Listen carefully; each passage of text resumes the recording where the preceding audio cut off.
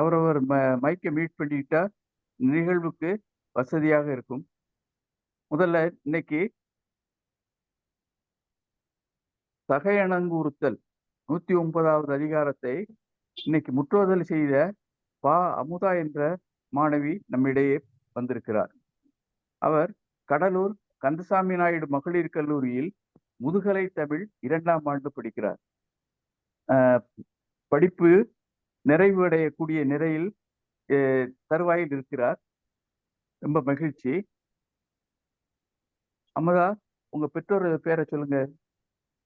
Sir Palaniswami Rajalakshmi. Sir Palaniswami Rajalakshmi இணையருக்கு பிறந்த அமுதா இன்னைக்கு முற்றுவதல் செய்வதும் அமுதம் மாதிரியே இருக்கும் என்று கருதுகிறேன். இந்த பெற்றோருக்கும் அவருக்கு வழிகாட்டுகின்ற பேராசிரியர்களுக்கும் நம்ம மன்றத்தின் சார்பாக நன்றியை பதிவு செய்து கொள்கிறோம்.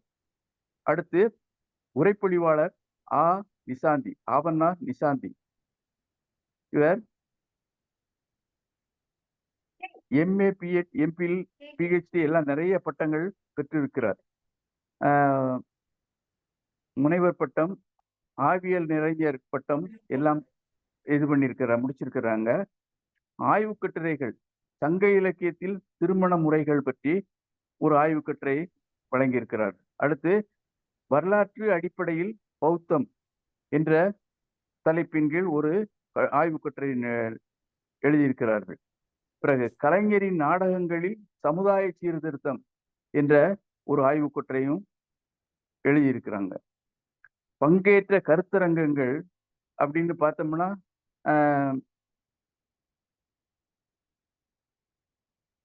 10 பாட்டு சிறப்பு கருத்தரங்கம், பிறகு டாக்டர் அம்பேத்கரின் பன்முக பார்வை கருத்தரங்கம், பிறகு சாகித்ய அகாடமியின் பன்னாட்டு கருத்தரங்கம், இப்படி நிறைய கருத்தரங்கங்களில் பங்கேற்றிருக்கிறார்கள். இணையவழியில் பல கருத்தரங்கங்கள், அது ஒரு நீண்ட பட்டியல் இருக்கிறது. இணையவழியில் பல கருத்தரங்கங்கள் ஆற்றியிருக்கிறார். இப்படி சிறந்த ஆளுமைகள் இருவர் நம்மிடையே இன்று இணைந்துள்ளார்கள். இந்த தமிழ்நாடு கலை இலக்கிய பெருமன்ற இணையவழி நிகழ்வில் இந்த திருக்குறளை நாளும் ஒரு அதிகாரம் என்ற தலைப்பின் கீழ் நாம் பார்த்துக்கிட்டு வருவது. இன்னைக்கு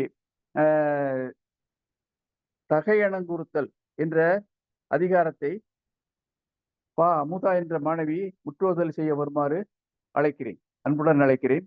அமுதாவே வருக, முற்றுவதல் தருக.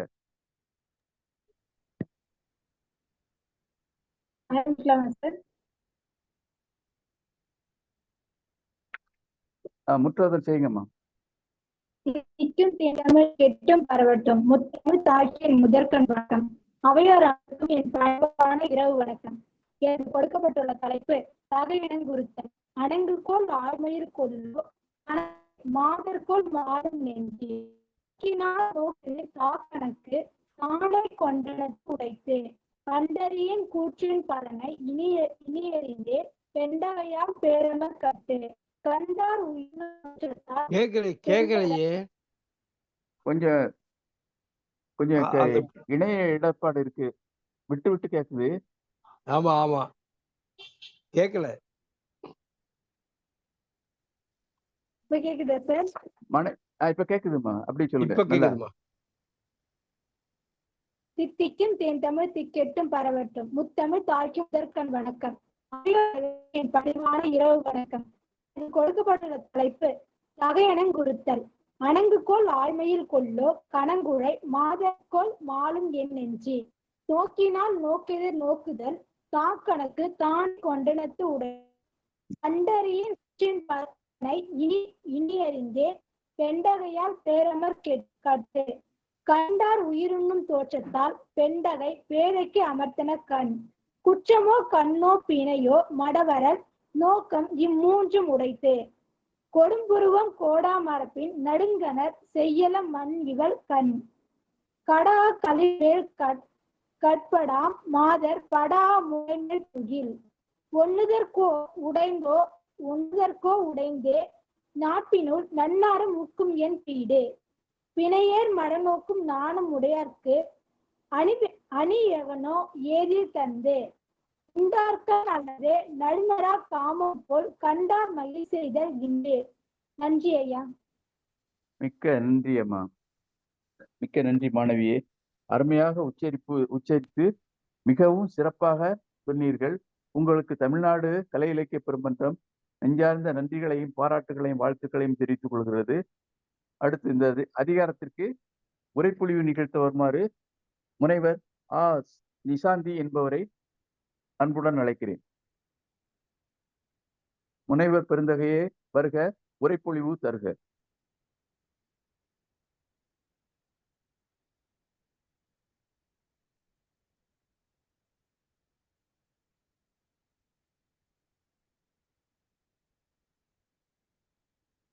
அம்மா முனைவர் நிசாந்தி.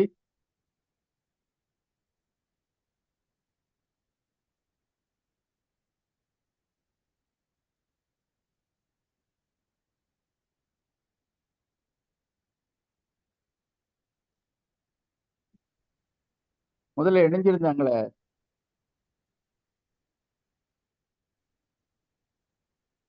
முனைவர் நிசாந்தி வாங்கம்மா, உரைப்பொழிவு நிகழ்த்த வாங்க.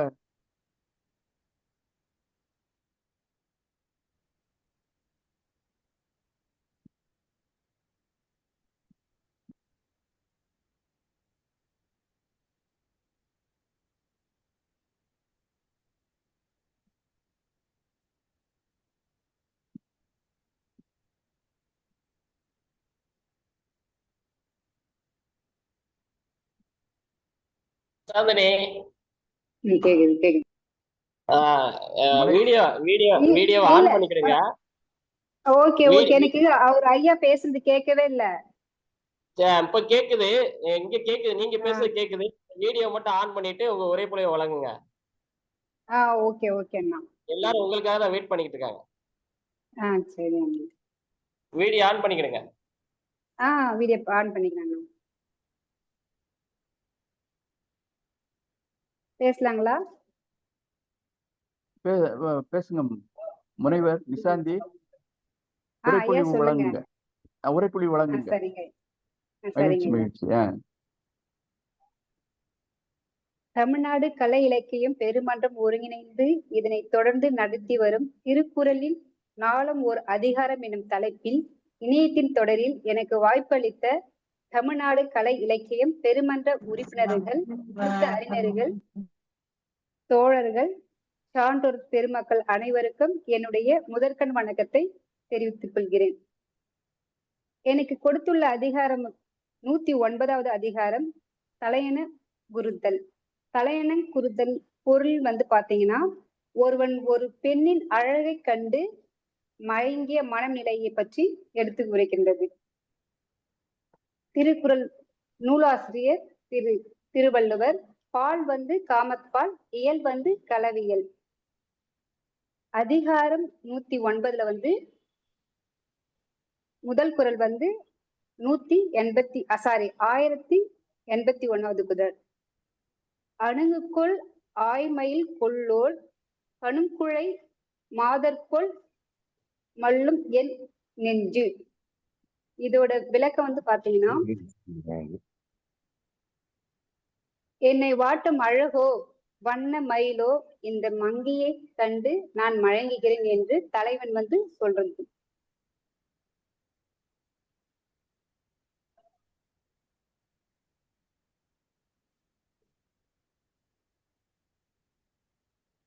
அதிகாரம் அதே 109ல 1082வது குறள் நோக்கினால் நோக்கெதிர் நோக்குதல் தாக்கணும் தனை கொண்டது உடைத்து.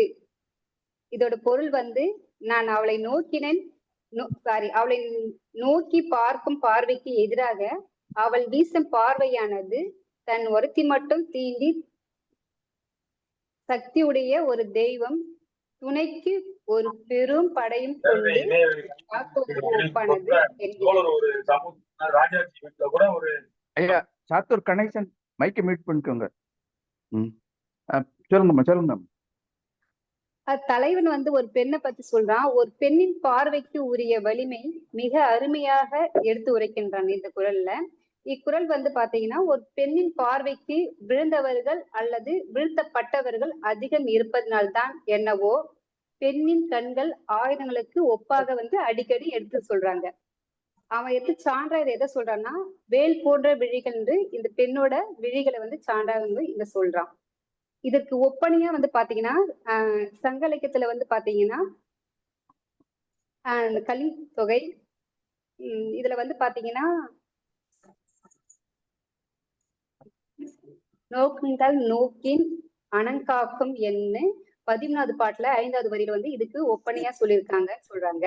அதுக்கு அடுத்தது வந்து பாத்தீங்கன்னா கம்பராமாயணத்துல வந்து மிதிலை காட்சியில வந்து அண்ணனும் நோக்கினான் அவளும் நோக்கினான் இந்த குறளுக்கு ஒப்பனையா சொல்றாங்க.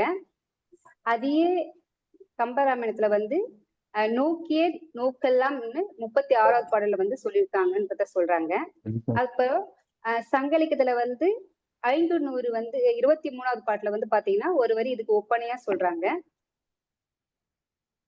அப்புறம் சிலப்பதிகார பாட்டுல வந்து 14வது பாட்டுல 160வது வரியில வந்து இந்த குறளுக்கு ஒப்பனையா ஒரு வரி சொல்லியிருக்காங்கன்னு சொல்றாங்க. அதுக்கப்புறம் மணிமேகலையிலும் வந்து பாத்தீங்கன்னா இதுக்கு ஒப்பனையா வந்து சொல்லியிருக்காங்கன்னு சொல்லிட்டு இங்க சொல்றாங்க. அதிகாரம் 109ல 1083வது குறள் வந்து பண்டெறியல் கூற்றென்பதனை இனி அறிந்தேன் பெண்டகையால் பேரமற்கட்டு. இதோட பொருள் வந்து பாத்தீங்கன்னா யமன் என்று சொல்லப்படுவது வந்து நான் இதுக்கு முன்னாடியே அறிஞ்சது கிடையாது. ஆனா இப்பொழுது நான் அதை கண்டேன்னு சொல்லிட்டு தலைவன் சொல்றான். எப்படி நான் அதை கண்டேன்னா, அச்சம் மடம் நானும் பயிர்ப்பு ஆகிய பெண்ணின் குணங்களை கொண்டு இந்த அழகிய பெண்ணிடம் நான் செய்யும் போராட்டத்தில் என்னை இழந்து விட்டேன் என்று நினைக்கின்றேன் என தலைவன் வந்து சொல்றான். அது மட்டும் இல்லாம இவ வந்து என் உயிரை வாங்குகின்றாள், அதனால் நான் யமனை இந்த தருணத்தில் வந்து உணர்கின்றேன் என்று தலைவன் வந்து இந்த குறள்ல வந்து சொல்றான். இந்த கருத்துக்கு வந்து ஒப்பனையா வந்து பார்த்தா பழந்தமிழ் இலக்கிய பாடல்கள் வந்து சிலப்பதிகாரத்துல வந்து சொல்லியிருக்காங்க, கலிந்தொகையில சொல்லியிருக்காங்க, சீவக சிந்தாமணி சொல்லியிருக்காங்க, கம்பராமாயணத்திலே வந்து இந்த பாட்டுக்கு திருக்குறள் 1083வது குறளுக்கு ஒப்பனையா வந்து சொல்லியிருக்காங்கன்னு சொல்றாங்க. இதன் மூலமா வந்து பாத்தீங்கன்னா ஒரு பெண்ணின் அழகிய வந்து ஒரு ஆண்மகன் வந்து எடுத்து உரைக்கிறது வந்து அழகா சொல்றாங்கன்னு சொல்றாங்க. குறள் 1084 கண்டார் உயிருண்ணும் தோற்றத்தால் பெண்டகை பேதைக்கு அமர்ந்தன கண். இதோட விளக்கம் வந்து பார்த்தா தலைவன் தலைவியின் கண்களை காண்கின்றான், அவளுடைய அக்கண்களும் பொலிவும் கண்டு உயிரை உண்ணும் அளவிற்கு உணர்ச்சி சக்தி வாழ்ந்ததா இருக்குதுன்னு சொல்லிட்டு சொல்றான். உயிர்கொள்ள அளவிற்கு அவள் கண்ணு வந்து ஆட்டி படிக்குது என்ன அப்படின்னு சொல்லிட்டு தலைவன் வந்து தலைவியோட கண்ணை வந்து சொல்றான். அது மட்டும் இல்லாம ஒரு பெண்ணுன்னா தகைமை, அதாவது அழகு, ஒழுக்கம், பெருமை, பொறுமை, இதெல்லாம் அன்பு, குணம் இதெல்லாம் கொண்டவளாதான் நான் நினைச்சிருந்தேன் இதுக்கு முன்னாடி. ஆனா இதுக்கு மாறா வந்து இவளுடைய பொண்ணோட பொலி வந்து என்னை வந்து கொள்ளுது அப்படின்னு சொல்லிட்டு இவன் வந்து இந்த தலைவியை வந்து சொல்றான்.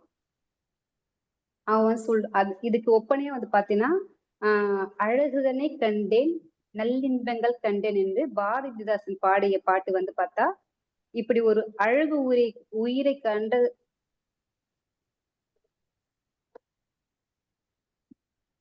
இப்படி ஒரு அழகு உயிரை கொள்ளுதலும் ஒரு விதமான இன்பம்தான் என்று இந்த பாட்டுல வந்து இதுக்கு ஒப்பனையா சொல்லியிருக்கிறாங்க.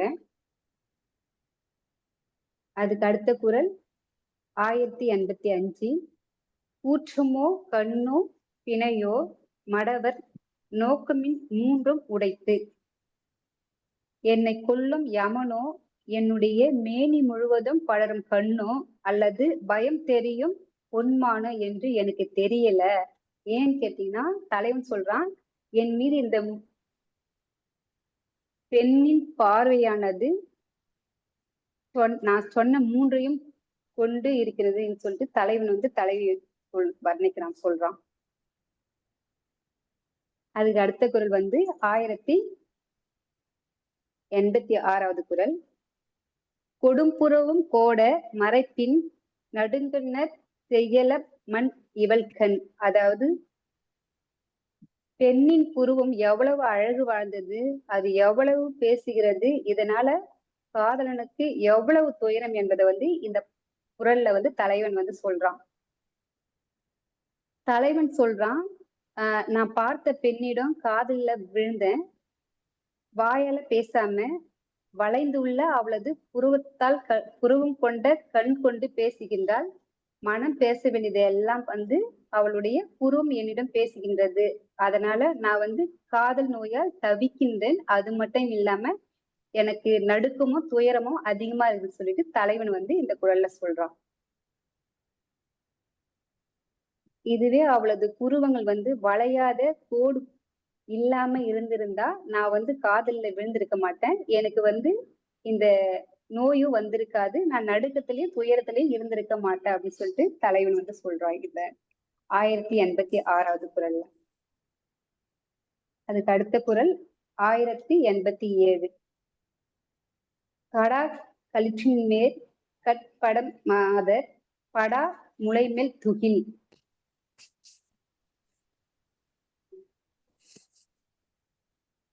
மதம் கொண்ட யானின் கண்களை மறைக்கும் துணியின போல மங்கையோரத்தின் சாயாத கொங்கை மேல் அசைந்தாடும் ஆடை போல் இருந்தது என்று இந்த பாட்டுல வந்து சொல்றாங்க. இதுக்கு ஒப்பனையா வந்து பார்த்தா கீவா ஜெகநாதன் வந்து அவருடைய ஆராய்ச்சி உரையில வந்து இந்த 1087வது குறளுக்கு வந்து ஒப்பனையா வந்து சொல்லியிருக்காருன்னு சொல்லியிருக்காங்க. அதுக்கு அடுத்த குறள் 1088. ஒண்ணுதற் கோவோ உடைத்ததே ஞாட்பின் நூல் நன்னாரும் மென் வீடு. இவ்வளவு அழகான ஒளிமிக்க நெற்றிய கொண்ட இப்பெண்ணின் முகத்தை கண்டால் நானா இல்லாம இருக்கிறா அப்படின்னு சொல்லிட்டு தலைவன் வந்து சொல்றான். என்ன ஒரு ஆச்சரியம் பாத்தீங்கன்னா, நான் வந்து வலிமை மிகுந்த அரசன், போர்க்களத்துல வந்து பாத்தீங்கன்னா என்னுடைய வலிமை பற்றி என்னுடன் போர் புரியாதவர்களிடம் பகைவர்களிடம் போய் கேட்டா கூட என்னுடைய வலிமை பத்தி சொல்லுவாங்க. ஆனா இவ்வளவு ஒரு வலிமை மிக்க ஒரு போர் அரசன் வந்து பாத்தீங்கன்னா இவளுக்கு என்னையே வந்து வருத்தப்பட வச்சுட்டா இந்த பேரழகி அப்படின்னு சொல்லிட்டு தலைவன் சொல்றான்.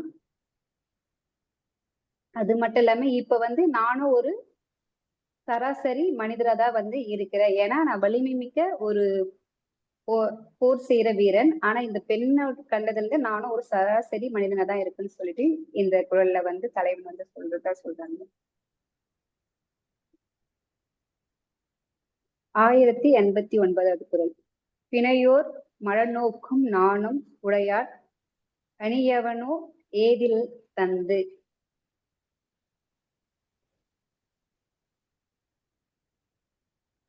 பெண்மான்கள் வந்து அழகுடன் கூடிய அச்சப்பார்வையில வந்து இருக்கின்றது, அது போலதான் காதலியும் வந்து பெண்மானை போன்ற இளமையா துள்ளி குதிச்சு ஒரு பார்வையோட நாணத்தையும் கொண்டு இயற்கையான அணிகலனை கொண்டு இப்பேரழகியாக இருக்கிறார், இவளுக்கு எதற்கு செயற்கன அணிகலன் தலைவன் கேட்பதா வந்து இந்த குறள்ல அமைந்திருக்கு. லாஸ்ட் குறள் வந்து 1090. உண்டார்கண் அல்லது அருணார் காமம் போல் கண்டார் மகிழ் செய்தல் என்று. மதுவை உண்டால்தான் மயக்கம் வருமானால் இந்த பெண்ணை கண்டாலோ மயக்கம் தருவதுதான் காதல் சொல்லிட்டு லாஸ்ட் குறள்ல சொல்லியிருக்காங்க.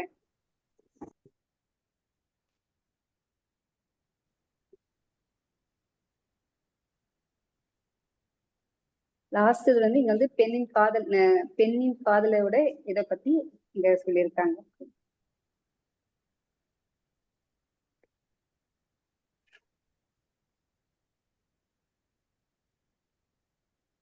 ஐயா சரி, நிறைவேற்றீங்களா? சரி. தமிழ்நாடு கலை இலக்கிய பெருமன்றம் உங்களுக்கு நெஞ்சார்ந்த நன்றிகளையும் பாராட்டுகளையும் வாழ்த்துக்களையும் தெரிவித்துக் கொள்கிறது. அதாவது நன்றிங்க ஐயா. திருவள்ளுவர் ஒரு ஆண் என்ற நிலையிலிருந்து தான் இந்த காமத்துப்பால் முழுவதும் எழுதியிருக்கிறாரு. அத பெண் உரை நிகழ்த்துவது ரொம்ப ஒரு இங்கிதமானது. அதை மிகவும் நீங்கள் லாபகமாக பயன்படுத்தி உரை நிகழ்த்தினீர்கள். மற்ற இலக்கியங்களிலிருந்து எல்லாம் மேற்கோள் காட்டினீர்கள். அருமை, பாராட்டுகளும் வாழ்த்துக்களும். அடுத்து வழக்கம் போல் பின்னூட்டம் அளிப்பதில் முதல்வராக வருபவர் நமது மேனாள் பொதுச் செயலாளர் கவீந்திர பாரதி ஐயா. வாங்க.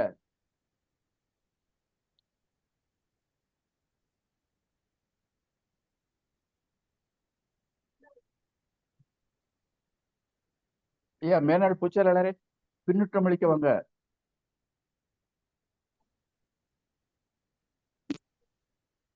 கேக்குதா? பேசுறது கேக்குதா? கேக்குதுயா, சொல்லுங்க சொல்லுங்க. அன்பான தோழமை நெஞ்சங்களே, உங்கள் அனைவருக்கும் என்னுடைய அன்பு வணக்கம். நாம் பொருட்பாலை முடித்துவிட்டு இன்றைக்கு காமத்துப்பாலையிலே நுழைந்திருக்கிறோம். காமம் என்ற சொல் இந்த காலத்திலே தவறாக பயன்படுத்தப்படுகிறது. ஆனால் வள்ளுவர் காலத்திலே, சங்க காலத்திலே காமம் என்பது ஒரு தூய அன்பினை, மேன்மை மிகுந்த அன்பினை, ஒரு தலைவனும் தலைவியும் கொள்ளுகின்ற உயர்ந்த அன்பினை குறிக்கக்கூடிய ஒரு அழகான சொல். ஆனால் இப்பொழுது அதனால நிறைய திருக்குறளை பதிப்பிக்கிறவங்க எல்லாம் இன்பத்துப்பால் போடுறாங்க. காமத்துப்பால்னே போடலாம், ஒன்றும் தப்பு இல்லை. எப்படி நாற்றம் என்பது நறுமணத்தை குறிக்கிறது, ஆனால் இப்ப நாம வேற பொருள்ல குறிக்கிறோம். இது கால மாற்றத்தினால வந்த விளைவு. ஆனா இத தகையணங்கு உரைத்தல், களவியல், காமத்துப்பாலில் களவியலில் 109வது அதிகாரம் தகையணங்கு உரைத்தல். அணங்கு என்றால் ஒரு தெய்வ பெண், ஒரு மோகினி பெண், அவள் கண்டாரை வருத்தக்கூடிய, கண்டாரை உயிர் வாங்கக்கூடிய ஒரு பெண் தெய்வம். அதுபோல ஒரு பெண்ணை பார்க்கிறார் இந்த தலைவன். முற்றோதல் செய்த அமுதா அவர்களுக்கும் இந்த இந்த பொழிவு ஆற்றிய நிஷாந்தி அவர்கள், நம்ம நெறியாளர் சொன்ன மாதிரி, ஒரு ஆண் பார்வையில ஒரு பெண்ணை பார்க்கக்கூடிய இந்த பகுதியை ஒரு பெண்ணாக இருந்து மிக இங்கிதமாக நன்றாக சொல்லியிருக்கிறார். ஒரு கௌரவமான முறையில இங்கிதமாக அருமையா சொல்லியிருக்கிறாங்க. அவர்களுக்கு என்னுடைய அன்பான வாழ்த்துக்கள். இப்ப நாம இந்த அதிகாரம் ரொம்ப சுவையானது. ஒரு உலகத்துல ஆணும் பெண்ணும் கொண்டதுதான் இந்த உலகம். இயற்கையிலே கூட பெண் விலங்கினங்கள், பெண் பறவைகள் எல்லாம் ரொம்ப அழகா இருக்கும். விதிவிலக்கு மயில், ஆண் பறவையான மயில் விதிவிலக்கு. அது ஏன் சொன்னா, இரு துருவங்கள் ஒன்றை ஒன்று ஈர்க்கும்லாம். அப்போ எதிர் துருவங்கள் ஒன்றை ஒன்று ஈர்க்கும். அதுபோல ஆணும் பெண்ணும் ஒருவரை ஒருவர் ஈர்ப்பர். ஆனா அதை ஒழுங்காக, அதை கௌரவமாக, அது அறத்தினுடைய வழியிலே இல்லற வாழ்க்கை நடத்துவதுதான் சிறப்பு. அதுதான் தமிழ் இலக்கியங்கள் சொல்லுகிறது. தமிழ் பண்பாட்டிலே, தமிழ் இலக்கிய மரபிலே முதலாவது களவு, அதுக்கப்புறம் தான் கற்பு. கண்டவுடனே அவர்கள் ஒரு ஆணும் பெண்ணும் சந்திப்பார்கள். சந்தித்து ஒருவரை ஒருவர் ஒருவரை ஒருவர் அன்பு கொண்டு பழகுவார்கள். அந்த அன்பிலே ஏமாற்றம் இருக்காது, வஞ்சகம் இருக்காது, நாணயமற்ற தன்மை இருக்காது. அப்புறம் பின்னாடி சமூக மாற்றத்துல ஏமாத்துறதும் வஞ்சகமும் வந்த பிறகுதான் ஐயர் யாத்தனர் கரணம் என்ற பொய்யும் வழுவும் தோன்றிய காலை ஐயர் யாத்தனர் கரணம் என்ப. அதுக்கு முன்ன முதல் எந்த ஒரு பெண்ணை சந்திக்கிறானோ அந்த பெண்ணையே வாழ்நாள் முழுவதும் கைவிடாமல் அவன் மணந்து இல்லற வாழ்க்கையிலே ஈடுபடுவான். அதுதான் தமிழருடைய மரபு. அந்த மரபிலே களவியல்ல முதல் அதிகாரம், 25 அதிகாரங்கள் இந்த காமத்துப்பால் இருக்கிறது. அதுல முதல் அதிகாரம் 109வது அதிகாரம் தகையணங்கு உரைத்தல். பார்க்கறான், ஆஹா, இது என்ன அணங்கா, நம்மை அடித்து தின்னுகின்ற பெண் தெய்வமா இது? மோகினி பிசாசா? யாரப்பாய்வோ? அணங்குகொள் ஆய் மயில் கொள்ளும். ஒரு அழகான மயில் நிற்கிறதா, அல்லது அணங்கே நிற்கிறதா? பெண் தெய்வமே இருக்கிறதா? நம்ம வருத்துகின்ற பெண் தெய்வமே நிற்கிறதா? காதிலே காதணி அணிஞ்சிருக்காது. என்ன காதணி? வளையம். குழை. குழை என்றால் வளையம். வளையத்தில் இருக்கிறார். கனங்குழை மாதர் அழகிய காதணிகளை அணிந்த வளையங்களை அணிந்த காது வளையம் போட்டிருக்கக்கூடிய இந்த பெண் என்னை மயக்குகிறாளே என்று புலம்புகிறான். அடுத்து பாருங்க, அவ இவனை பார்த்தாலாம், இவன் அவளை பார்த்தானா. பார்த்த உடனே அவ இவனை வருத்தி விட்டு, அந்த பார்வையை இவனை வருத்தி விட்டதாம். அது மட்டும் இல்லாம அந்த அழகிய பெண் ஒரு பெரிய படையோட வந்திருக்கிறாளாம். என்ன அழகா சொல்றாரு பாருங்க, இதுவரையில் நான் கூற்றுவனை, காலனை, யமனை பார்த்ததில்லை, கேட்டது உண்டு, பார்த்ததில்லை. ஆனால் இன்று கண்டேன், அதுவும் ஒரு பெண் வடிவில். ஒரு பெண் வடிவில் போர் செய்யக்கூடிய கண்களையும் கொண்டிருக்கிறதாம். பேர் அமர் கட்டு. அமர்னா போர், பெரிய போர் செய்யக்கூடிய பெரிய கண்கள். ஆஹா, கண்டார் உயிருண்ணும் தோற்றத்தால், தோற்றத்திலேயே உயிரை பறிக்கக்கூடிய வல்லமை அவளுக்கு இருக்குதாம். கண்டார் உயிருண்ணும் தோற்றத்தால் பேதைக்கு அமர்த்தன கண். அப்புறம் இது என்ன, இது யமனா, என் உயிரை பறிக்க வந்த யமனா, இல்ல கண்ணா, உணர்ச்சிகளை ஊட்டக்கூடிய கண்ணா, யமனா, கண்ணா, கூற்றமோ, கண்ணோ, பிணையோ, மானோ, மருளுகின்ற கண்களுடைய மானோ, இந்த கண்களில் இந்த மூன்றும் கலந்திருக்கிறதாம். இந்த மூன்றும் எது? உயிரை பறிக்கக்கூடிய காலனுடைய தன்மையும், அழகிய கண்களும், மானினுடைய மருளும் விழிகளும், மூணும் கலந்து இருக்கக்கூடியது அப்படின்றார் வள்ளுவர். இந்த புருவம், பாரதி ஒரு பாட்டுல சொல்லுவான், வெள்ளினை ஒத்த புருவம் வளைத்தனை வேலவா, அங்கோர் வெற்பு நொறுங்கி பொடி பொடியானது வேலவா. முருகன் புருவத்தை வளைத்தானாம், உடனே அந்த மலை பொடி பொடியா போயிடுச்சுன்னு சொல்லி கவிதையில ஒரு அழகான ஒரு பெரிய மிகப்பெரிய ஆற்றலை ஏற்றுகிறார் பாரதி. அதே மாதிரிதான் வள்ளுவர் சொல்றாரு, இந்த பெண் புருவம்னா அது வில்லுக்கு ஊமை, புருவத்துக்கு வில்லு ஊமை. வில்லு வளைஞ்சா என்னாகும், அம்பு வேகமாக போய் உயிரை பறிச்சிடும். கொஞ்சம் வளையாமக்குதான் பரவாயில்லையே, புருவத்தை மேலும் வளைக்காதம்மா. அப்ப என்ன, அந்த அம்பாகிய கண்கள், புருவத்தை வளைச்சனா அம்பாகிய கண்கள் என்னை குத்தி கொன்று விடும், எனவே என்னை காப்பாத்து, நீ புருவத்தை மேலும் வளைக்காதே.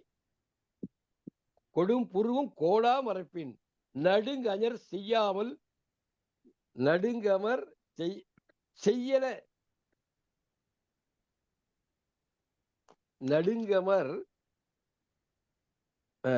நடுங்கமர் செய்யல மண் இவள் கண்.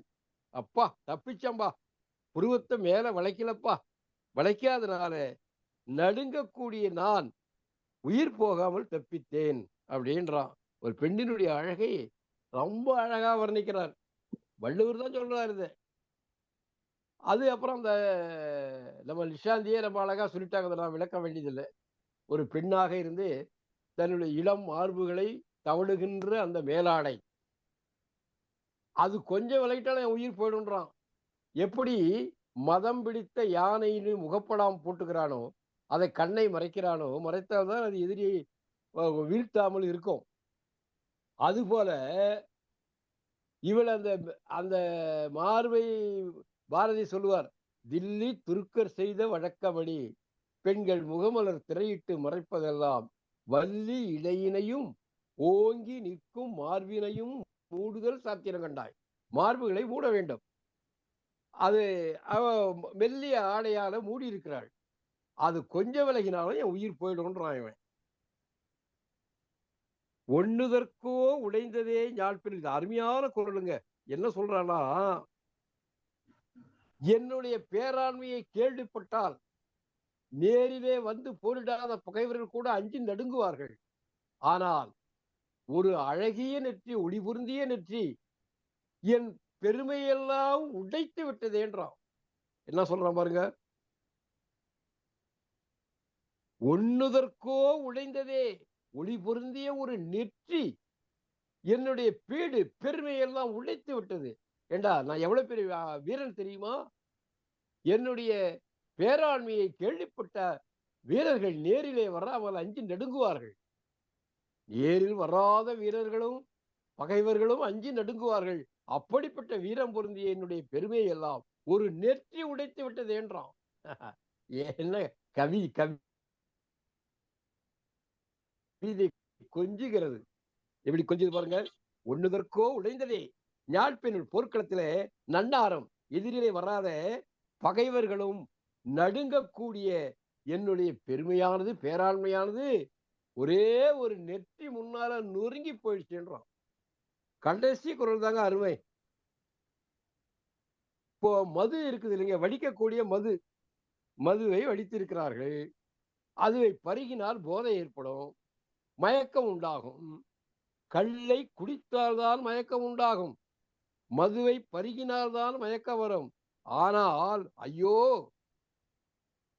இந்த அடிநரா காமம் போல் கண்டார் மகிழ்வெய்தல் என்று இவளை பார்த்தாவே இந்த போதையை ஏற்படைய மயக்கத்தை விட, மதுவினால் ஏற்படக்கூடிய மயக்கத்தை விட மயக்கம் வருகிறது இவளை பார்த்த மாத்திரத்தில் என்று இதை விட ஒரு உச்சமாக ஒரு பெண்ணின் அழகை வர்ணிக்க முடியாது. இது ஏன் பெண்ணை வர்ணிக்கிறான் ஆணுன்னு சொன்னா, ஆண் மைய சமூகத்திலே இயற்கையிலேயே ஆண்கள் பெண்களை வர்ணிப்பார்கள். அதுபோல பெண்கள் ஆண்களை வர்ணிக்கிறது குறைவு. அப்புறம் ஒருத்தர சொல்றான், இவளுக்கு நாணம் என்பதும்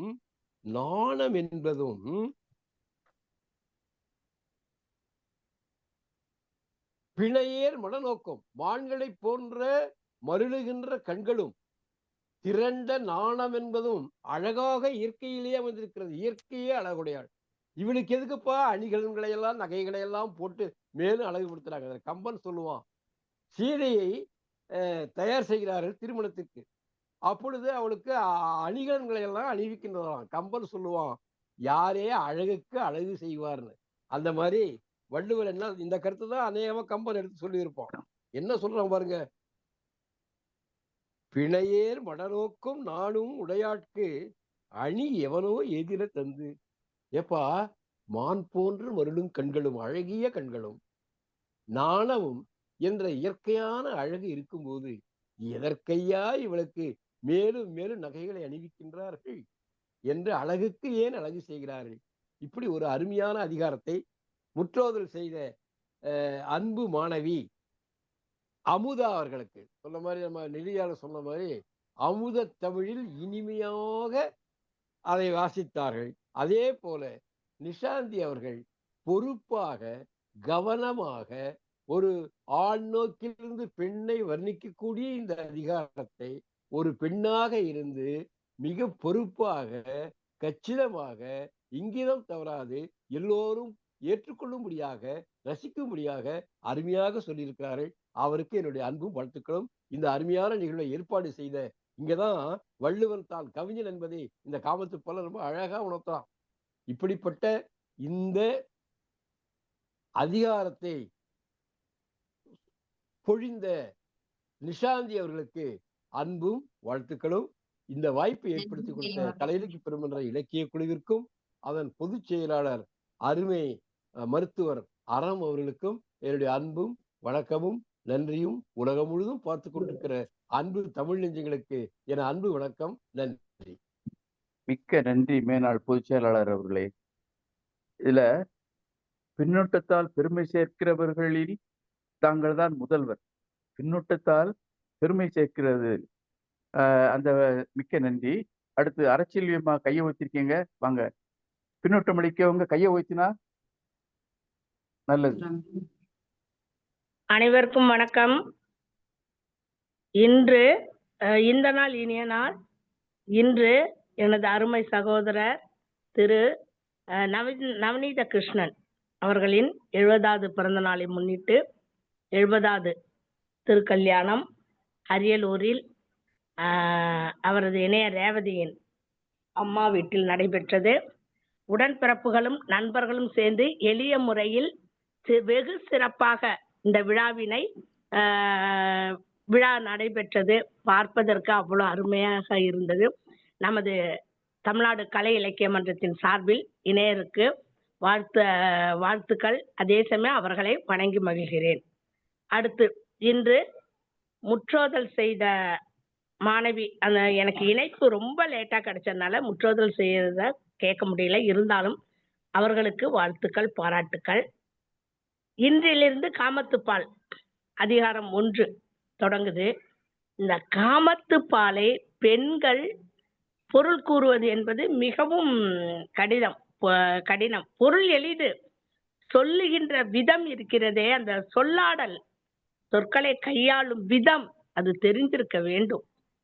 அது இனி வரும் நாட்களில் அந்த பெண்கள் அந்த குறள்களுக்கு, அதிகாரங்களுக்கு பொருள் சொல்வதை மிக ஆவலாக எதிர்பார்த்து கொண்டிருக்கிறோம்.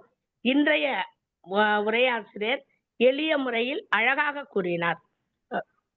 சிறப்பு. அவர்களுக்கும் வாழ்த்துக்கள், பாராட்டுக்கள். இதோட சாராம்சம் ஒன்னே ஒண்ணுதான். அதாவது சொல்லுவாங்கல்ல, பெண்ணினோட கடைக்கண் பார்வைப்பட்டால் மண்ணின் மைந்தருக்கு மாமலையும் ஒரு கடுகாகுமே அப்படின்னு. அதான், இந்த பார்வை பட்டாலே தனக்கு பிடித்தமான பெண்ணின் பார்வையாக இருக்கணும். எல்லா பொண்ணுங்களையும் எல்லாரையும் பார்த்துட முடியாது. பார்க்கும் நோக்கில் யார் ஒருவருக்கு அந்த பொண்ணை பிடிக்குதோ அந்த அவருக்கு தான் அந்த கண்ணோட பார்வையோட திறன் தெரியும். எவ்வளவு வசீகரமாக இருக்கிறது, எவ்வளவு ஒரு மென்மையாக இருக்கிறது, எல்லாமே அந்த முகத்திலேயே நவரசமும் தெரியும். அது பிடித்தமானவர்களுக்கு மட்டும்தான் அந்த பெண்ணை பிடித்தமானவர்களுக்கு மட்டும்தான் தெரியும். அருமையான தொடக்கம். நல்ல ஒரு தெளிவோட அவங்க தயக்கம் இல்லாம கொஞ்சம் சொன்னாங்க. அதுவே பாராட்டுக்குரியது. வாய்ப்புக்கு நன்றி. வணக்கம். மிக்க நன்றி ஆசிரியர் பெருந்தகை. ஒன்று, நெறியாளர் பேராசிரியர் கருமுருகன் அவர்கள் ஒன்றை ஞாபகப்படுத்தினார். நான் அதை மறந்துவிட்டேன். அதாவது 7:15 வரைக்கும் ஒரு விருந்தினர் பேசிக்கிட்டு இருந்தாங்க. பிறகு இந்த முற்றோதல் செய்பவர் உரைப்பொழிவாளரை பற்றிய குறிப்புகளை எழுதிக்கிட்டு இருக்கும்போது சொன்னாரு, மறந்து விட்டேன். அதற்கு வருத்தத்தை தெரிவித்துக் கொள்கிறேன். இன்னைக்கு நம்மிடையே ஒரு சிறந்த எழுத்தாளர் நாரும்பூநாதன் அவர்கள் அகால மரணம் அடைந்து விட்டார். அது எதிர்பாராத ஒரு நிகழ்வு. அதாவது கொஞ்சம் சமீபத்தில் தான் நந்தலாலா இறந்தார். அவரும் ஒரு நல்ல பேச்சாற்றல் உள்ளவர், எழுத்தாளர். அவருக்கு அஞ்சலி செலுத்தினோம். அதே போல இவரும் சிறந்த ஒரு எழுத்தாளர். நாரும்பூநாதன் அவர்கள் மறைவிற்கு நமது தமிழ்நாடு கலை இலக்கிய பெருமன்றம் 1 நிமிடம் ஆழ்ந்த இரங்கலை தெரிவிப்பதற்காக அஞ்சலி செலுத்த வேண்டி கேட்டுக்கொள்கிறேன்.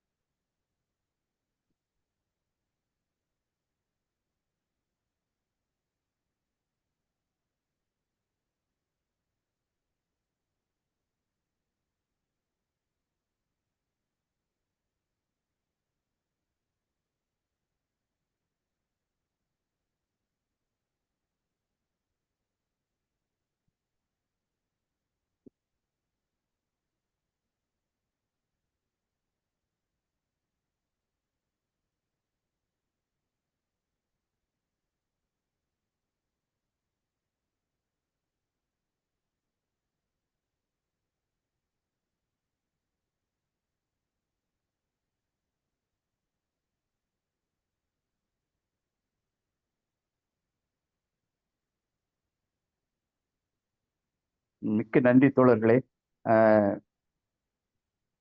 அடுத்து மகாராஜன் கையை வைத்திருக்கீங்க, வாங்க பின்னூட்டம் அளிக்கவங்க. ஐயா வணக்கம்.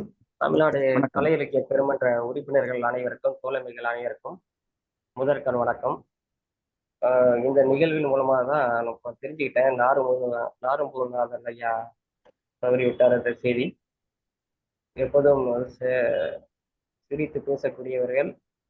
அவரோடு திருநெல்வேலி மாத்திட்டா இந்த கல்லூரியில் நான் படிக்கிற காலங்கள் முதற்கொண்டு அவரோட நெருங்கிய தொடர்பு உண்டு. ஆழ்ந்த இரங்கலை தமிழ்நாடு கலை இலக்கிய பெருமன்றம் மூலமாக நானும் மீண்டும் தெரிவித்துக் கொள்கிறேன். அப்புறம் தோழர் நிசாந்தனி அவர்கள் வந்து பாத்தீங்கன்னா இளம் பேராசிரியர் சகோதரி நிசாந்தினி அவருக்கு வாழ்த்துக்கள். 3 நாளுக்கு முன் தெரிவித்தேன். திருக்குறளை மிகவும் லாவகமாக கையாண்டு மிக நேர்த்தியாக கூறியிருக்கிறார். நிசாந்தினி மேலும் மேலும் தமிழ்நாடு கலை இலக்கிய பெருமன்றத்தோடு இணைந்து கொள்ள வேண்டும் என்று கேட்டுக்கொள்கிறேன் ஐயா. நன்றி ஐயா.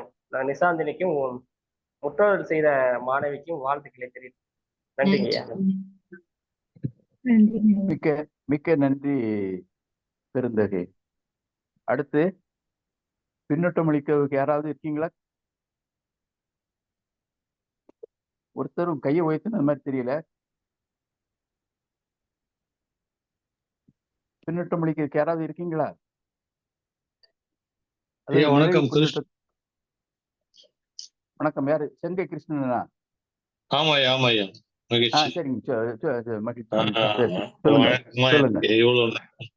இவ்வளவு நேரம் எனக்கு வந்து இணையம் வந்து அவ்வளவு சிரமம் கொடுத்து வந்து கண்டுபிடிக்கிறதுக்கு ரொம்ப சிரமமா இருந்துச்சு.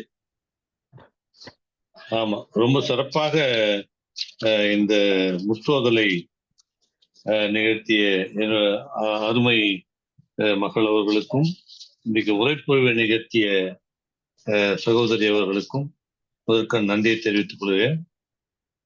காலம் கருதி இந்த தலைப்பை ஒரு பெண் எடுத்து பேசுவது என்பது ஒரு ஒரு மிக என்ன சொல்வது, ஒரு பெரிய சவால். அந்த அளவுக்கு இதை வந்து சரியாக ரொம்ப அற்புதமாக இந்த தகையணங்கு உறுத்தல் என்ற ஒரு தலைப்பு என்பது அந்த அளவுக்கு ஒரு பெண்ணினுடைய அது இல்லறத்துக்கு அல்லது காதலுக்கு, ஏன்னா காதல் இல்லறம் ஆண் பெண் இது இல்லாமல் இந்த உலகம் கிடையாது. இது சரியான ஒரு தகை என்பது தகுந்த ஒரு பெண் இப்படி இருக்க வேண்டும் என்பது ரொம்ப அழகாக, என்ன அற்புதம். வள்ளுவன் எப்படிப்பட்ட ஒரு ஆராய்ச்சியாளர் சார்! அடாடாடா, அதை நினைக்கவே முடியல. அந்த அளவிலே ஒரு ஆராய்ச்சியை நிகழ்த்திய சிறப்பான ஒரு அதிகாரம். இந்த அதிகாரத்தை மிக சிறப்பாக வெளிப்படுத்திய முற்றோதல் செய்த இந்த தோழருக்கு மிக நன்றியை தெரிவித்துக் கொள்கிறேன். அதுக்கு அடுத்து வந்து பெண்மானை போன்ற அழகிய பார்வையும் நாணமும் உடையவளுக்கு இந்த அணிகலன்கள் வேறு எதற்கு என்று ஒரு கேள்வி கேட்டிருப்பார். என்னதான் 1008 அணிகலன்கள் ஒரு பெண்ணுக்கு இருந்தாலும் அதெல்லாம் ஒரு செயற்கையானவை. அதை விட அவர் இயற்கையான அந்த அழகு இருக்கிறது, இது எதற்கு என்று ரொம்ப அற்புதமான கேட்டிருக்கிற வள்ளுவர் அதுக்கு அடுத்து கடைசியா சொல்வார், உண்டார்கள் அல்லது என்ற அந்த குறளில, அதாவது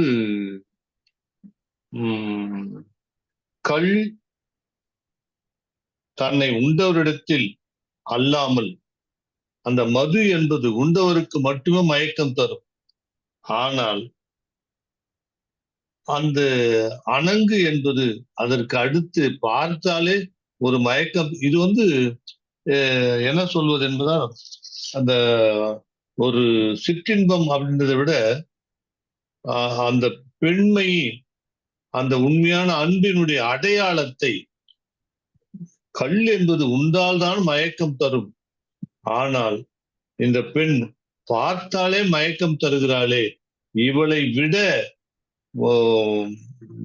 உண்மையானது அல்லது அன்பானது, நேசிக்கக்கூடியது உலகத்தில் வேறு ஒன்றும் இல்லை என்பதுதான் இந்த குறள். ஏனால் இந்த உலகம் என்பது ஆணாலும் பெண்ணாலும் நிறைந்திருப்பது, இணைந்திருப்பது. இது வந்து ஒரு ஆணும் பெண்ணும் எப்படி இணைய வேண்டும்.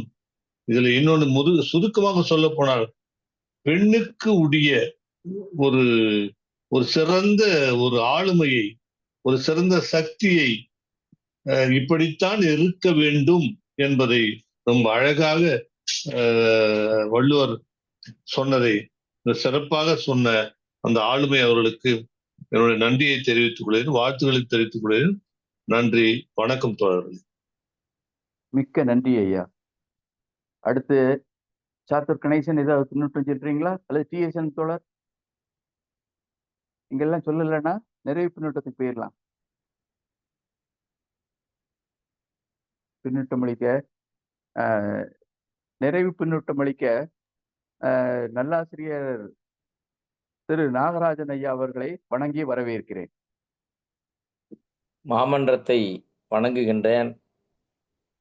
அறம் முடித்தோம், பொருளடைந்தோம், காமம் நம்முடைய இன்பம். அது பாரதி சொல்லுவான், காதல் போயின் காதல் போயின் சாதல் சாதல் சாதல் என்று சொல்லுவான். அதே நேரத்தில் பெண்மை விரும்பும்படியானது, அதை ஈர்ப்பு என்று கவீந்திர பாரதி ஐயா குறிப்பிட்டாங்க. மிக நேர்த்தியாக கையாள வேண்டிய ஒரு பொருண்மை. காதல் என்பது காமமாக எப்பொழுது மாறுகிறது? பாரதி எழுதுகிறான், மனைவியை காமத்தோடு அணுகாதே என்று எழுதுகிறான். அப்போ காமம் என்பது வேறுதான், காதல் என்பது வேறுதான். காமம் என்ன மாதிரியான காமம் சொல்றாங்க? கமம் என்று சொன்னாலேயே மிகு விழைவு. காமம் என்பது மிகுந்த ஈடுபாடு. அது கண்மூடித்தனமான ஈடுபாடாக இருக்கிற பொழுது அளவு இறந்ததாக இருக்கிறது. கட்டுப்பாட்டை அங்கே நாம கொண்டு வர முடியவில்லை. பண்பாட்டு சிதைவு இருக்கலாம். பாலின ஈர்ப்பு இன்றைக்கு மோகத்திலே கொண்டு முடிகிறது. மோகத்தை கொன்று விடு, அல்லால் என் மூச்சை நிறுத்தி விடு என்று எழுதுகிற பாரதி தான் காதல் செய்வீர் காதல் செய்வீர் என்று அழைக்கிறான். அப்போ காதல் என்பது ஈடுபாட்டையும் ஆர்வத்தையும் உண்டாக்க வல்லது. நீ நயந்து பார்க்கிற நகில்களாகிய முலைகள், அது ஒரு உறுப்பு. அந்த உறுப்பு உனக்கு வேண்டுமானால் காமத்தை மோகத்தை உண்டாக்கலாம். மாறாக அந்த காமம், உன்னுடைய காம கூர்வ பார்வை, உன்னுடைய காம பார்வை அந்த பெண்மையையோ அல்லது நீ காண்கின்ற பொருண்மையையோ வருத்தலாம், உறுத்தலாம். இவ்வாறு சொல்றா, எல்லாரும் கண்ணீர் பொது உண்பர் நன்னேன் பரத்த நின்மார்பு. இதுவரை நாம பரத்தை என்பதை பெண்ணிடத்திலே மற்றும் ஏற்றி சொல்லுகிறோம். பெண் வழி சேரல்னு சொல்றோம். கூடுதல் காமத்துக்கின்பம் கூடி முயங்க பெண் என்று சொல்லுகிற வள்ளுவ நிறைவு ஏதில் பிணம் தழியற்று என்று பேசுவதையும் காண்கின்றோம். அப்படி ஒன்றும் நீங்கள் கருதுவது போல நெருடலை வள்ளுவன் வைக்க மாட்டான். திருடலும் அவனிடத்திலே இல்லை, நெருடலும் அவனிடத்திலே இல்லை.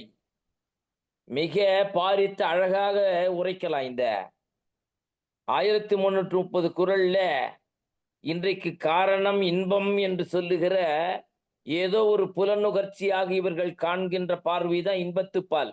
அதை ரவீந்திர பாரதி ஐயாவுடைய உள்ளம் அழுது பதிவிட்டது. அவருடைய உள்ளம் ஏன் அழுது? ஒரு கவிஞனுக்கு தெரியும், ஆழ்ந்திருக்கும் கவி உள்ளம் கற்கிலார் என்ற குற்றச்சாட்டை மகாகவி சொல்லுகிறார். ஆகையினால சிவசுப்பிரமணிய ஐயா அதை சொல்லுகிற பொழுது சரியாக கையாண்டார் உரைக்காரர் என்று குறிப்பிட்டாங்க. காரணம், இவங்களெல்லாம் வயதிலே அனுபவப்பட்டவர்கள். சகோதரி அறச்செல்வி சொல்லுகிற பொழுது மெத்த பாராட்டினார்கள். ஒரு பெண்மை எவ்வாறு இதை எடுத்து செல்ல இயலும், ஆனாலும் சிறப்பாக எடுத்து கொண்டு சென்றார்கள். சகோதரர் ஆக்கி சொல்லுகிற தோழர் ஆக்கி சொல்லுகிற பொழுது இப்படி சொன்னார், சரியான சொற்களை சரியாக களமாடினார் என்று சொன்னார். ஆகையினாலே மன்றத்தினுடைய பதிவை நான் உள்வாங்கிக் கொள்ளுகிற பொழுது உண்மையிலேயே காமத்துப்பால் என்பதை தகையணங்கு உறுத்தல் என்று தொடங்குகிற பொழுது ஆக்கியினுடைய விரிவாக்கத்தை போல தோழர் செங்கை ஆக்கி சொன்னது உண்மையும் கூட. கலைஞருக்குத்தான் தெரியும் மிகச்சிறந்த இசைக்கலைஞன், நாடக கலைஞன் என்பதனால அவர் பதியமிட்டார் தன்னுடைய நெஞ்சத்தில, ரோஜாவாகிய சொற்களை பூத்தார், கருத்தாகிய தேனை கொடுத்தார். ரொம்ப சரியா சொன்னா உரைக்காரர் இதை கத்திமேல் பயணம் போல் மேற்கொண்டதாக நீங்கள் எல்லாம் சொல்றீங்க. நான் என்ன கருதுகிறேன், இவர்கள் தான் சொல்ல உரியவர்கள். ஆண்கள் சொல்லுகிற பொழுது ஒருவேளை விரசம் கலக்கலாம், ஆனால் பெண்மை சொல்லுகிற பொழுதுதான் அதை சங்க இலக்கியமும் சொல்றாங்க. தான் தாதியிடைப்பட்டதை இன்னவாறு இருந்தது என்று பிறருக்கு எடுத்து சொல்ல இயலாததே அகம் என்று உரைக்காரர் விளக்கம் தருகிறார். அதன் பொருள் என்ன? தாய் தான் பெற்ற இன்பத்தை, அந்த இன்பம் இன்னவாறு இருந்தது என்று மகளுக்கு எடுத்து சொல்லாம அதே நேரத்திலே தோழி வழியாக சொல்லுவதும் உண்டு. சங்க இலக்கியத்திலே ஒரு கேள்வி கேட்பா ஒருத்தி, நீ இன்றைக்கு இளமையின் காரணமாக இவளை அடை காக்கின்றாய், நெஞ்சத்திலே சுமக்கிறாய், நாளை இவள் இந்த இளமையை தொலைத்து விடுவாளேயானால் அப்பொழுதும் இந்த அங்கம் நோக்கியா உன்னுடைய காதல் இருக்கும் என்று சொல்லுகிறாள். அந்த இடத்துல வெறுமனே காமத்தின் வயப்பட்ட இன்றைய சீரழிவுகளை அப்படியே ஒத்திட்டு பாருங்களேன். நமக்கு நம்மை பொறுத்தளவில் காதல் நோக்கோடு கூடிய பிணைப்பு பொறுப்புடையது, அணைப்புடையது, அரவணைப்புடையது, அன்புடையது, தன்னலமில்லாத தொடர்புடையது. ஆனால் காமம் என்று சொல்லுகிற தலைக்கேறிய மோகம், மோகத்தை நிறுத்தி விடு, மோகத்தை கொன்று விடு, அல்லால் என் மூச்சை நிறுத்தி விடு என்று பாரதி கேட்டதனுடைய சாராம்சமும் அதுதான். ஆகவே நண்பர்களே, புறத்தாற்றில் போய் பெறுவது எவன்னு தானே கேட்கிறான். அறத்தாற்றில் இல்வாழ்க்கை ஆற்றின் புறத்தாற்றில் போய் பெறுவது எவன்? ஒண்ணு இல்லையே. ஆகையினால அறத்தாற்றில் வாழ வேண்டும் என்று சொன்னால் இல்லறம் அல்லது நல்லறம் அன்று. இல்லறம் ஏற்கிற பாங்கை, அன்பை, பிணைப்பை, காதலிலே மலர்ந்ததை, அகமாய் அது விரிந்ததை மிக நேர்த்தியாக களவாகவும் கற்பாகவும் கொண்டு செல்லுகிற பாதையில களவியலை தொடங்கி வைக்கிறார் வள்ளுவர். ரொம்ப அழகா சொல்லுகிறார். ஏன் மனிதன் பார்வையை பெற வேண்டாம்? புலி பார்க்கிறது ஆட்டை, அந்த பார்வை வேறு. வாரியார் சுவாமி சொல்லுவார், ஒரு ஆடு உரிக்கப்பட்டு தொங்குகிறது, நாக்கிலே நீர் ஊறினால் அது வேறு. ஒருவர் கண்களிலே நீர் பெருகுமேயானால் அது வேறு. ஆகினாலே பொருண்மை ஒன்றுதான், காண்கின்ற பார்வையும் பாவை ஒன்றுதான், பார்வை வேறு. ரொம்ப அழகா எழுதுறார் பின்னாடி இதே காமத்து பால்ல. நான் வேவாக்கறிந்து நெஞ்சு சுடும், ஆகினாலே என் கணவர் உள்ளிருக்கிறார், காதலர் உள்ளவர் என்னுடைய உள்ளத்தில் இருக்கிறார். ஆகவே நான் அப்படித்தானே நாம வயிற்றில் இருக்கிற பொழுது தாய் பத்திய சாப்பாடு சாப்பிடுறாள, ஏன்னா பிள்ளைக்கு ஏதாவது தொல்லை வந்துடும்னு அவளுக்கு தெரியாதா? ஆகையினாலே அந்த அடை காக்கிற தன்மையை போலத்தான் காதலர் நெஞ்சத்திலே வைத்து அடை காப்பதும் என்று கருதுகிறார். அதோட இல்ல, ஒரு காதலி சொல்றா, எப்படி நினைச்சேங்கிற, இல்லையே மறந்துட்டியா? அப்போ ஒரு டிஸ்பியூட்டே உண்டாக்குறா. ரொம்ப வினோதம் எல்லாம் இந்த காமத்துப்பால் நமக்கு தர இருக்கிறது. மெத்த நன்கு அறிந்தவர்களை ஊடலில் தொடங்கி கூடலில் வளர்ந்து அழகியலில் வருணனையாக அதை ரவீந்திர பாரதி ஐயா நேற்றைக்கே சொல்லிட்டாங்க. இலக்கிய இன்பத்தை நுகர இருக்கிறோம், காமத்து இன்பத்துப்பால் காமத்துப்பால் தொடங்க இருக்கிறோம்னு நேற்றுக்கு கவீந்திர பாரதி சொன்னார். பாத்தீங்களா? இந்த இளைஞன், தருமபுரி இளைஞன் இன்றைக்கும் பாருங்க, அதை இவரை பார்க்கிற பொழுது எனக்கு முதியோர் காதல், பாரதிதாசனுடைய முதியோர் காதல் தான் நினைவுக்கு வந்துடுது. நான் என்ன பேசுறேன், தினம் பேசுறேன், மன்றம் என்னுடைய பேச்சை உண்மையிலேயே செவி சாய்க்கிறதா இல்ல நெஞ்சத்தில் ஏற்கிறதா தெரியல. ஏன்னா நான் கடைசி ஆளுன்றதுனால சத்தான் கடைசி தம்பி பேசுவான், ஏதாவது பேசுவான்னு அண்ணன்லாம் விட்டுறது இல்லையா? அட பேரன் ஏதாவது பேசுவான்னு தாத்தா எல்லாம் விட்டுறது இல்லையா? அப்படி ஒருவேளை நீடுகிறதா தெரியல.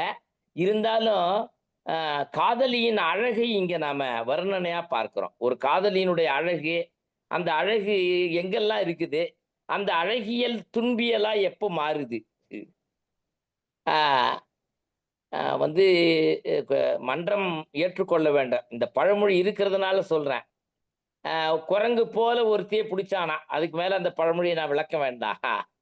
ஏன்னா சாத்தூரார்லாம் நேருக்கு நேர் விமர்சனம் செய்யக்கூடியவர். நான் மன்றத்திற்கு இதை லேசா தான் பதிய முடியும் இந்த பழமொழிய. குரங்கை போல ஒன்றை தேடினானா, ஏன்னா அவனுக்கு கிளியை போல ஒன்று இருக்கிறது. ஆனாலும் அவன் குரங்கை போல ஒன்றை தேடினான்னா ஏதோ ஒரு தேவை சரிதான். என்ன நம்மை பொறுத்தளவில் நம் பார்வையில அந்த ரெண்டாவதா அவர்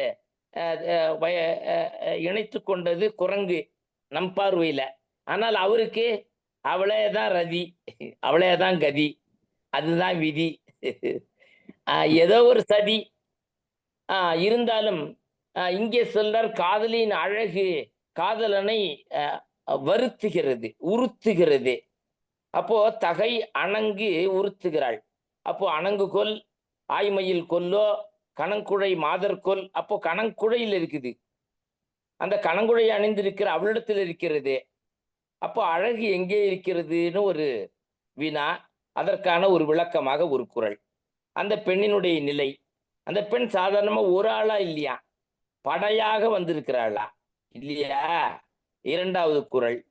மூன்றாவது குறள் படையெடுத்து வந்தது கூற்று இல்லையா?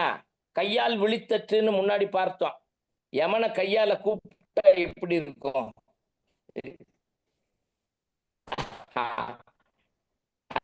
இங்க படத்துல சொல்லுவான், யாராவது செத்தவா இருந்தா செத்த வரலாமா, செத்தவன் இப்படி வரும். அப்போ யமன் என்று கண்ணு அழகுதானே, அந்த கண்ணு பின்னாடி நோயும் தரப்போகுது, நோய்க்கு மருந்தாகவும் இருக்க போகுதுன்னு பின்னாடி காட்டுறாரு. அந்த கண்ணுக்கு விளக்கத்தை இன்னும் நிறைய பார்க்க இருக்கிறோம். கண் விதிப்பு அழிதல் வேற இருக்குது பின்னாடி. நண்பர்களே, மன்றமே கண்ணு உயிரை குடிக்குதான். அப்போ ரொம்ப அழகா சொல்றாரு, அம்பு யாழ் ரெண்டையும் ஒப்பிடுறாருல ஒரு திருக்குறள்ல. அம்பு பார்க்கறதுக்கு அழகாதான் இருக்குது, யாழ் செவ்விதாங்க அண்ணன் அது வளைஞ்சு களைஞ்சு கிடக்குது. ஆனால் அழகு இசையில மீட்டும் பொழுது கிடைக்கத்தான் செய்தி யாழ்ல இல்லையா? அதோடு மட்டுமல்ல, நமக்கு துன்பம் நேர்கையில் யாழ் எடுத்து மீட்ட வருவாயான்னு பாரதி அழைக்கிறாங்க. அந்த காதல் உணர்ச்சியை பாருங்களேன் இல்லையா? நண்பர்களே, மானம் மடவரல் நோக்கம் இருக்குதே, இந்த மூன்றுமே இருக்குதே. அப்ப மூன்றையும் அழகா ஒப்பிடுறார், என்னமா இலக்கியமா சிந்திக்கிறார். ரொம்ப நேர்த்தியான ஒரு பகுதியை ரொம்ப அழகா சகோதரி அரசியலி சொன்னது மாதிரி சகோதரி ரொம்ப லாவகமா தான் கையாண்டாங்க. யானை மேல் துகில் மேல் போற, அது ரொம்ப அழகா சொன்னார். நான் இங்கிதமாக சொன்னார். அது ரவீந்திர பாரதியின் கவித்துவ வார்த்தை. ரொம்ப இங்கிதமாக சங்கீதமாக சொன்னீர்கள் சகோதரி, வாழ்த்துகின்றேன்.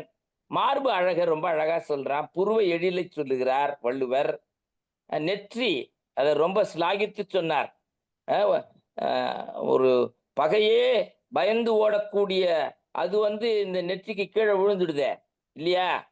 வீட்டுக்கு வெளியில நாட்டாமை மீசையை பெருசா அப்படி அப்படிம்பாரு. அந்த அம்மாவை பார்த்த உடனே வீட்டுக்குள்ளார மீசை இறங்கிடும். இது எல்லார் இல்லத்திலையும் நடக்கிறது தானே இல்லையா? நான் பலமுறை சொல்லுவேன். கலெக்டர் இப்ப கூட நான் பரிசு வாங்கின பொழுது, விருது கொடுத்த பொழுது சொன்னார், இல்லந்தோறும் நூலகத்துக்கு அடியனுக்கு விருது கிடைச்சிருக்கு, அதை மன்றத்தில் பதிய ஆசைப்படுகிறேன். அப்போ கலெக்டர் ஐயா கிட்ட சொல்லும்போது நான் சொன்னேன், இணையாள் மனையாளும் உடனிருந்து வாங்க ஆசைப்படுகிறேன்னு சொன்னேன். கலெக்டருக்கு ஸ்டன் ஆயிட்டார், ஒன்றும் புரியல. அப்புறம் பக்கத்தில் இருக்கிறவங்களாம் அவர் சம்சாரத்தை கூப்பிடணுன்றாங்க. சொல்றேன், இணையாள் மனையாள் தானே இல்லையா? ஆகவே நெற்றி எவ்வளவு பெரிய படைன்னு சொல்றார், ரொம்ப அழகு. ஆபரணம் தேவையே இல்லை, அதை நன்னூர்ல பார்க்கிறோம். ஆடமைத்தோள் அணி நல்லார்க்கு அணியும் போல் ஐதுரையா பெய்து வைத்தார். அணிந்துரை ஒரு அழகான நங்கைக்கு பொன்னகை என்னத்துக்கு? அடுத்தாத்து அம்புஜத்தை பார்த்தேளா, அந்த பாட்டுல பாக்குறோம் நாம. அடுத்தாத்து கதையெல்லாம் நமக்கு எதற்கு? அந்த பழைய பாடல் நினைவுக்கு வருது. ஏன்னா நீங்கள்லாம் இளைஞர்களா இருந்த பொழுது சிவசுப்பிரமணிய ஐயா, ரவீந்திர பாரதி ஐயா, சாத்தூரார்லாம் பார்த்துருப்பீங்க. ஆகவே கடைசி குறள் காமம் என்று சொல்வதில் தயக்கம் இல்லை. மன்றம் ரொம்ப அழகாத இன்பத்துப்பால் என்று ஏன் சொல்லணும்? காமம் என்றே சொல்லலாம் என்று சொன்னதை நானும் வழிமொழிகின்றேன். காமம் மயக்கம் கல்லு. இப்போ நெருப்பை தொடும் பொழுது சுடுவோம். ஆனால் இங்க பார்க்க போறோம் இன்பத்து பால்ல, காமத்து பால்ல. இவ எங்க பெற்றாள், யாண்டு பெற்றாள், எங்கதான் இவளுக்கு கிடைச்சது? இது விலகினா சுடுது, இணைந்தால் குளிருது. அது அந்த அந்த திருக்குறளையும் பார்க்க இருக்கிறோம். ஆகையினால் நண்பர்களே, கல் உண்டவர் காமத்தில மயங்குவார் என்பது என்னால சொல்ல தெரியல. ஏன்னா நான் இதுவரை தொட்டது இல்லை. ஆகையினால இந்த திருக்குறளை வச்சு நான் சொல்றேன், காமம் உண்டாருக்கு கல்லாகிய மயக்கம் தரலாம். ஆனால் இங்கே இந்த திருக்குறள் ரொம்ப நேர்த்தியாகவே இருக்கு. ரொம்ப அழகா சகோதரி சொன்னாங்க. அப்படி ஒன்றும் வருத்தப்பட தேவையில்லை. எங்க பேராசிரியர் நடத்தும் பொழுது நகில் நகில் நகில்னு சொல்லி கடைசி வர அந்த பீரியட் அப்படியே நடத்திட்டார். நான் அப்புறம் எழுந்து சொல்லிட்டேன், மென்முலை மாதரார் மேவும் தமிழ் மண்ணிலா முலை என்று சொல்வதிலே தயக்கம்னு கேட்டுட்டேன், வெளிப்படையாவே நான் படித்த காலத்துல. ஆகையினால சரிதான், கை போல கண் போல நெற்றி போல முகம் போல சரிதான், நாம கருதுவதாக ஒன்றும் இல்லை. அது ஒரு உயிர் வாழ்வதற்காக கடவுள் கர்ப்பப்பையையும் முலையையும் கொடுத்திருக்கிறான்னா வணங்குதற்குரியதே தவிர காமப்பார்வை செலுத்துவதற்கு உரியது அன்று. ஆகையினாலே மன்றத்திற்கு முதற்கண் லாவகமாக கையாண்டது அதுவே பாராட்டணும். தைரியம் இந்த சகோதரி, இவங்களை பாராட்டுறேன். ஒப்பிச்சவங்க, அது முற்றோதல் செய்தவங்க தடுங்கல் இல்லாம ரொம்ப அழகா சிறப்பாகவே இன்றைக்கு இருந்தது என்று சொல்லி நிறைய நேரம் எடுத்துக்கொண்டேன். ஆர்வம்தான். வாய்ப்புக்கு நன்றி சொல்லி விடைபெறுகின்றேன். நன்றி, வணக்கம். மிக்க நன்றி நல்லாசிரியர் பெருந்தகையே. கண் காது போல் அவையும் ஒரு உறுப்பு தான் என்பதை கவிஞர்கள் அந்த மாதிரி தானே பாவிப்பாங்க, கருதுவாங்க. அதே மாதிரி கவிஞர்களுக்கு அடுத்து மருத்துவர்களும் அதே மாதிரி தான் கருதுவாங்க. திருக்குறள் எல்லா நூல்களிலுமே காமத்து பால்னு திருவள்ளுவர் குறிப்பிடுகிறார். முதுமை காதலை பற்றி சொன்னீங்க. எந்தையும் தாயும் மகிழ்ந்து குறையாவி இருந்ததும் இந்நாடே, பாரதியார் சொல்லுவாரு. அப்புறம் பாரதிதாசன் அது காய்ந்த புற்கட்டு அப்படி இப்படின்னு சொல்லி இருக்கின்றாள் என்பது ஒன்றே போதும். உயிரோட இப்ப நடைப்பணமா இருந்தாலும் சரி, இருக்கின்றாள் என்பது, அதெல்லாம் இந்த முதுமை காதலுக்கு நிறைய சொல்லலாம். பிறகு கிளி மாதிரி இருந்தாலும் குரங்கு மாதிரி ஒண்ணு சொன்னீங்க. அது குரங்கு மனம் கொண்டவர் குரங்கை போல ஒரு பெண்ணை தேடுவார் அப்படின்னு சொல்ல தோணுது. மிக்க மனை நிறைவாக இருந்தது நீங்கள் வழங்கிய பின்னூட்டம். அடுத்து உரைப்பொழிவாளர் முனைவர் நிசாந்தி ஏதாவது நிறைவா சொல்லணும்னு விரும்புறீங்களா? வாங்க. சொல்லணும் ஐயா. சொல்லுங்கம்மா. இந்த வாய்ப்பு கொடுத்த அனைவருக்கும் நன்றி ஐயா. நன்றி, மகிழ்ச்சி, நன்றி. அடுத்து நிறைவுரை வழங்க தமிழ்நாடு கலை இலக்கிய பெருமன்ற பொதுச் செயலாளர் டாக்டர் அறம் அவர்களை வணங்கி வரவேற்கிறேன்.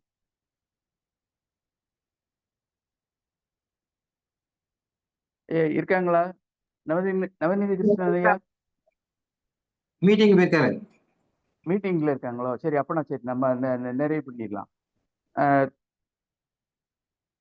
தோழர்களே, 1-2 வார்த்தைகள். கூற்றமோ கண்ணோ அப்படின்னு, அதாவது பெண்ணுடைய கண்ணை கூற்றுவன் அப்படின்னு சொல்லுதாப்புல, யமன்னு சொல்லுதாப்புல.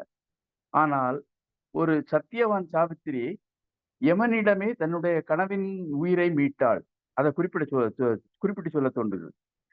அது ஒரு வகையில ஒண்ணுன்னா, இப்படி ஒரு வகையில கடா களிற்றின் மேல் கட்படாம் அப்படிங்கிறது யானையை ஏன் இந்த இடத்துல சொல்றாரு திருவள்ளுவர் அப்படின்னு யோசிச்சு பாக்குறேன். இப்ப குதிரை சொல்லலாம்ல, குதிரைக்கும் குதிரை நேரா போறதுக்கு கண் 2 பக்கத்துலயும் மறைவு இருக்கும், கடிவாளம்னு சொல்லுவாங்க.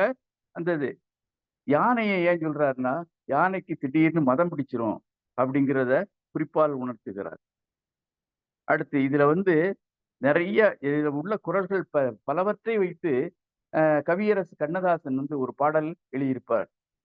மதுரையில் பிறந்த மீன்கொடியை உன் கண்களில் கண்டேனே, இப்படி சொல்லிட்டு இவை யாவும் நிறைந்த உன்னை தமிழகம் என்பேனே அப்படின்னு சொல்லி முடிப்பாரு. ரொம்ப அருமையான பாடல். அதைத்தான் சொல்ல தோன்றுகிறது. முதல்ல முத்தாய்ப்பா ஒண்ணே சொல்லிக்கிட விரும்புகிறேன். காமத்து பால் வந்து பாலியல் கல்வி. இப்ப பாலியல் கல்வி, பாலியல் வன்கொடுமை நடக்கல, அதனால பாலியல் கல்வி அவசியம்னு நிறைய பேர் சொல்றாங்க. ஆனா திருவள்ளுவர் சொல்லி இருக்கிற இந்த காமத்து பால் வந்து பாலியல் கல்விதான். இன்னொன்று, இல்லற வாழ்வில் ஈடுபடுபவர் அனைவரும் இந்த பகுதியை, காமத்து பாலை முழுவதும் அறிந்திருக்க வேண்டும். அப்பதான் இல்லற வாழ்வு இனிதாக இருக்கும் என்று சொல்லி நிறைவு செய்து கொள்கிறேன். இன்றைக்கு இணையவழி நிகழ்வு மிக அருமையாக மன நிறைவை தரும்படி முத்தாய்ப்பாக அமைந்திருக்கிறது.